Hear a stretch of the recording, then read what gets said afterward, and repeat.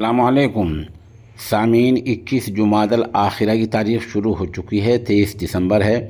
خبر کا عنوان ہے افغانستان اور سعودی عرب کی نئی پہل، نئی پیش رفت۔ دراصل 3 سال پہلے طالبان کے قبضے کے بعد سعودی عرب نے اپنے سفارتکاروں کو کابل سے واپس بلا لیا تھا۔ ہوتا ہے، یہ ملک کی پالیسیاں ہوتی ہیں، لیکن اب الحمدللہ 3 سال بعد 24 گھنٹے پہلے یعنی اتوار کے دن کل سعودی عرب نے باضابطہ اپنے کابل میں واقع سفارت خانے میں دوبارہ اپنی سرگرمیاں شروع کر دی ہیں۔ ایک سفارت خانے میں جتنے کام ہوتے ہوں گے، پاسپورٹ دینا ہے، ویزے کا مسئلہ ہے، اور بہت سارے کام ہوتے ہیں، دونوں ملکوں کا رابطہ بھی کسی حد تک بڑھ جاتا ہے۔ یہ تمام کام سعودی عرب نے کابل میں واقع اپنے سفارت خانے میں دوبارہ 3 سال بعد شروع کر دی ہیں۔ فالحمدللہ علی ذالک۔ آمین۔